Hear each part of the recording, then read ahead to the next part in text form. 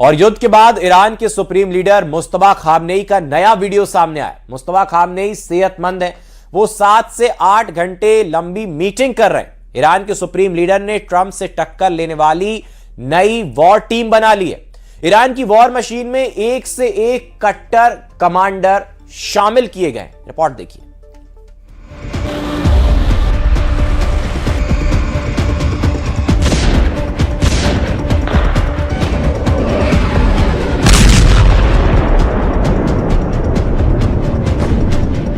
चौबीस घंटे पहले ट्रंप ने दावा किया कि ईरान सरेंडर करने वाला है। 24 घंटे बाद ट्रंप धमकी दे रहे हैं कि ईरान को भस्म कर डालूंगा।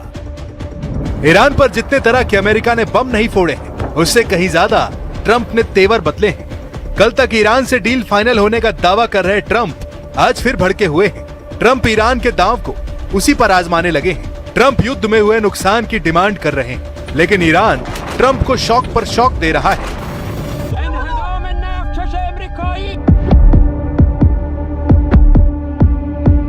ईरान ने अपने सुप्रीम लीडर की वॉर मीटिंग का गुप्त वीडियो रिलीज कर दिया है। यह वीडियो ट्रंप को 440 वोल्ट का झटका देने वाला है, क्योंकि supreme leader Mustafa Khamenei fit and fine है। मुस्तफा के चेहरे पर कोई टेंशन नहीं दिख रही है, उनके दोनों हाथ सही सलामत हैं। मीटिंग में सुप्रीम लीडर ने जो प्लानिंग की वो अब ट्रंप को डरा रही है, क्योंकि ईरान डील तो दूर की बात अपनी नई वॉर टीम को जंग में उतार चुका है। इसके साथ एक बात और क्लियर हो गई है, वो ये कि ईरान के सुप्रीम लीडर का रुतबा बरकरार है। ईरान के सुप्रीम लीडर की हनक साफ है, उनके घायल होने और मौत की अफवाह खारिज हो चुकी है। मुस्तफा खामनेई ने युद्ध का रिमोट कंट्रोल थाम लिया है, जिससे ट्रंप का सीज फायर प्लान फुस हो गया है। ईरान की वॉर मशीनरी में बड़ा फेरबदल हुआ है। मुस्तफा खामनेई ने 6 टॉप कमांडर बदल डाले हैं। अब कौन बना किसका बॉस जानकर ट्रंप दहल गए हैं। ईरान की मेहर न्यूज एजेंसी की रिपोर्ट के मुताबिक देश के सभी सशस्त्र बलों की कमान संभालने वाले नेता अयातुल्ला सैयद मुज्तबा हुसैनी खामनेई ने सेना के 6 बड़े पदों पर नई नियुक्तियां की हैं, जिनमें ईरानी सेना के elite Islamic Revolutionary Guards Corps के चीफ का नाम भी शामिल है। ईरान की नई वॉर टीम में IRGC के commander in chief Ahmad Vahidi बनाए गए हैं। IRGC के डिप्टी कमांडर का नाम मुस्तफा इजादी है। IRGC नेवी कमांडर का पद अली ओमाजाई को दिया गया है।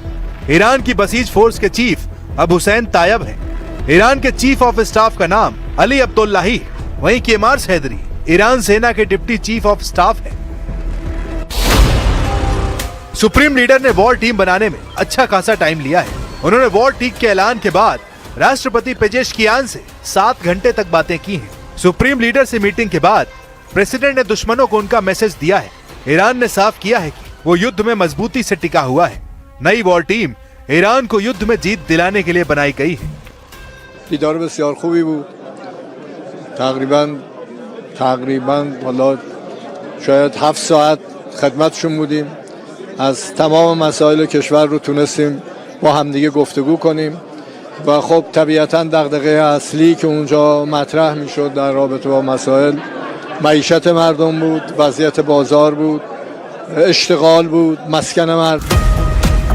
ईरान ने हरमुज पर ट्रंप को समझौते का ऐसा ऑफर दिया जिसने उन्हें भड़का दिया है।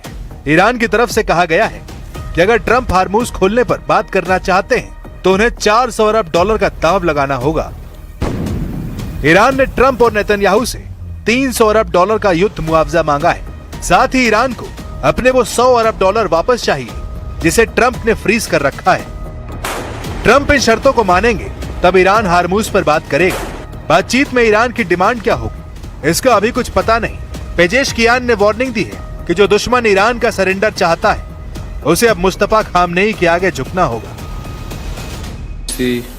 با حمایت خیلی کشورهای دیگه، کل کشورهای غربی و برخی کشورهای دیگه که همه میدانیم، ولی به ایست سر خم نکنه و نهایتاً دشمن رو مجبور بکنه که درخواست مذاکره.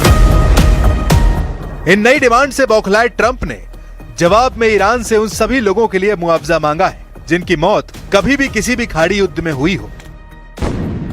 1983 में बेरूत के मरीन कंपाउंड में बम धमाका भी शामिल है। बेरूत बम ब्लास्ट में 241 अमेरिकी सैनिकों की मौत हो गई थी। यही नहीं, ट्रंप ने साल 2003 से 2011 के बीच इराक में मारे गए 603 अमेरिकी सैनिकों का हर्जाना ईरान से मांगा है। ट्रंप ने कहा है कि वो ये भी चाहते हैं कि तेहरान मारे गए ईरानी प्रोटेस्टर्स के परिवारों को मुआवजा दे।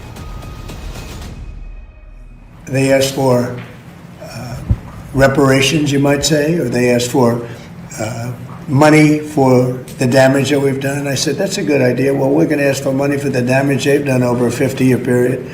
Whether you go SS Cole or whether you go all of the people that were so badly hurt, so badly wounded or killed, many thousands of people, and maybe damages for the 52,000 protesters over the last 4 months that were killed in Iran.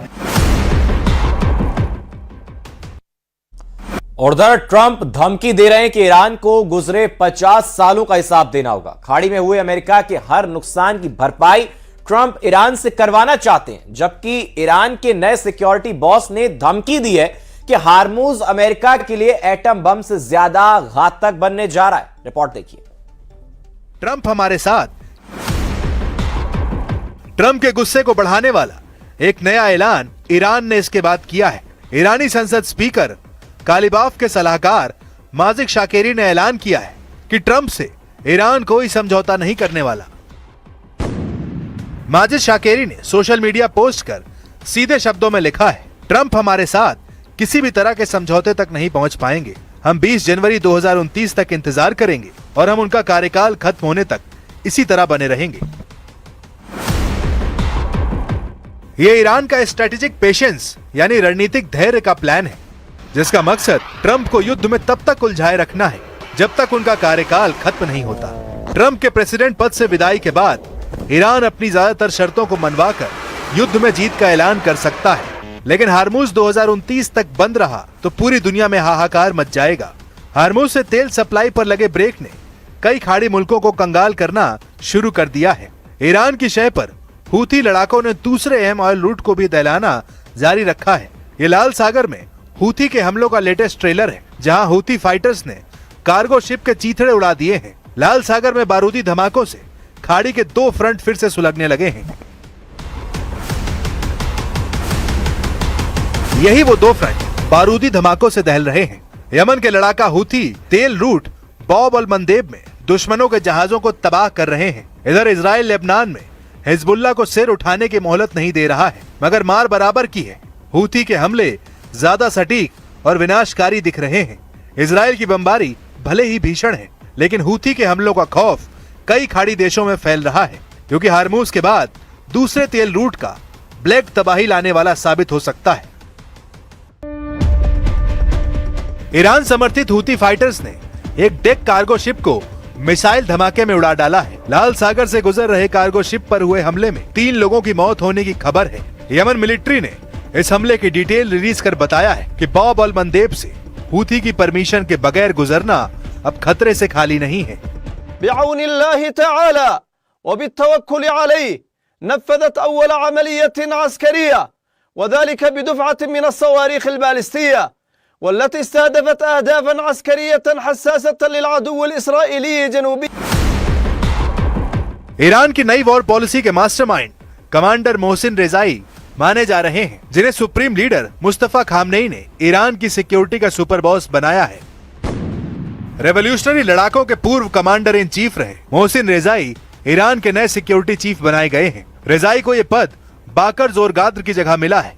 Rezaei Iran के सबसे कट्टर जनरलों में से एक माने जाते हैं। Mohsin Rezaei ने अमेरिका और इजराइल से लंबे समय तक युद्ध जारी रखने का प्लान बनाया था। एक बात जो कमांडर रेजाई को सबसे खास बनाती है वो है उनका काउंसिल में सुप्रीम लीडर का प्रतिनिधि होना, यानी रेजाई के पास डबल पावर, जिससे वो ईरान की पूरी मशीनरी पर कंट्रोल कर सकते हैं। ये कमांडर रेजाई ही थे जिन्होंने हार्मूज को एटम बम के बराबर का हथियार बताया था। अब वही कमांडर ट्रंप से टकराएगा, वही कमांडर नेतन्याहू की प्लानिंग खराब करेगा। कमांडर रेजाई युद्ध का रुख किस ओर ले जाते हैं अभी वक्त बताएगा, लेकिन सीरिया में एक मुकदमे पर आए फैसले ने कई देशों की टेंशन बढ़ा दी है, क्योंकि कुछ दिनों से साइलेंट दिख रहे सीरियाई अखाड़े में फिर घमासान का ग्राउंड तैयार हो गया है। अब सीरिया से आई इन तस्वीरों की कहानी भी जान लीजिए, क्योंकि यह मुकदमा एक नए वॉर एंगल की तरफ इशारा कर रहा है। सीरिया से आई ये तस्वीरें पूर्व राष्ट्रपति के गुनाहों का हिसाब है। पिंजड़े में कैद दिख रहा आदमी कभी सीरिया का सबसे खूंखार ब्रिगेडियर जनरल था, लेकिन अब उसी के सिर पर मौत नाच रही है।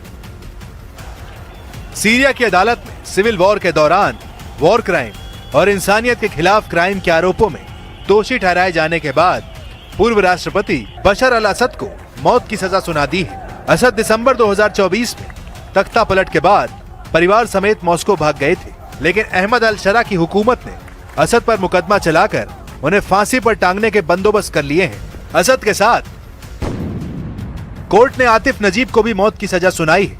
आतिफ नजीब जनवरी 2025 में गिरफ्तार किए गए थे।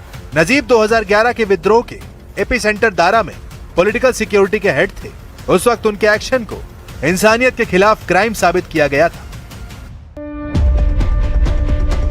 आतिफ नजीब बशर अल असद के ममेरे भाई हैं। आतिफ नजीब सीरियाई सेना के पूर्व ब्रिगेडियर जनरल हैं। बशर अल असद ने अपने पिता की मौत के बाद साल 2000 में सत्ता संभाली थी। असद के पिता हाफिज अल असद ने करीब 30 साल तक सीरिया पर शासन किया था।